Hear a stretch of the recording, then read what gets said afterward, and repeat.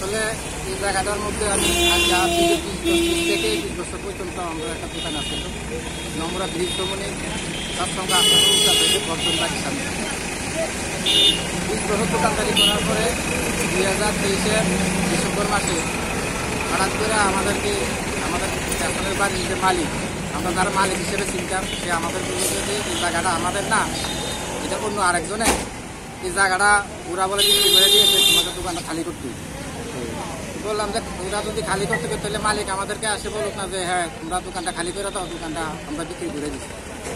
কিন্তু মালিক আমাদের কাছে আসে না। কিন্তু এখানটা বর্তমান যে নগর পঞ্চায়েতের ভাইস চেয়ারপারসন এবং মন্ডল প্রেসিডেন্ট বিশ্বজিৎ দাস, ওরা এসে আমাদের জায়গাটা কিনেছে। এখন ওরা জায়গাটা বুক করতে চাইতেছে, এখন বলতেছে আমাদেরকে দোকানটা ছেড়ে দিতে হবে। আমরা কইতেছিলাম যে এই জায়গাটা যেহেতু ছেড়ে দেবো ফেব্রুয়ারি মাস, আমরা 1 মাস সময় দেওয়া হোক, 17 মাসটা যাতে আমরা এখানে কাভার করতে পারি। 17 মাসের পরে আমরা একটা দোকান অন্য কোথাও নইলে ঠিক করে তাহলে আমরা দোকানটা ছাড়ব।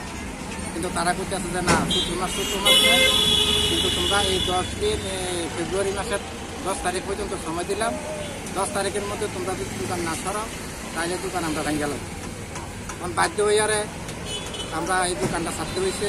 কিন্তু আমাদের প্রশ্ন হলো, আমরা যে জায়গার যে মেন মালিক, আদৌ আমরা মালিকের সাথে সাক্ষাৎ হয় নাই।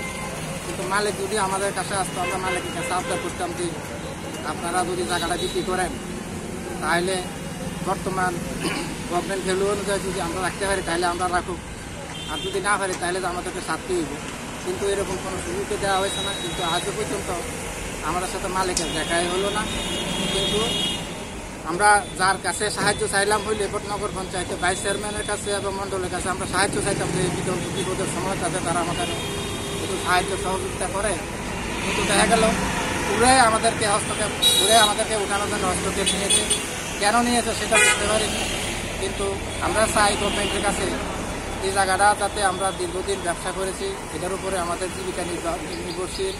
এখন আমরা বেকার অবস্থায় হতাশায় আছি, যাতে আমাদের এই জায়গাটাতে যদি কোনো বিল্ডিং বা মালিক পক্ষ বিক্রি করে যাতে আমাদের বিক্রি করার জন্য যোগাযোগ করে। সরকারও যাতে একটু দায়িত্ব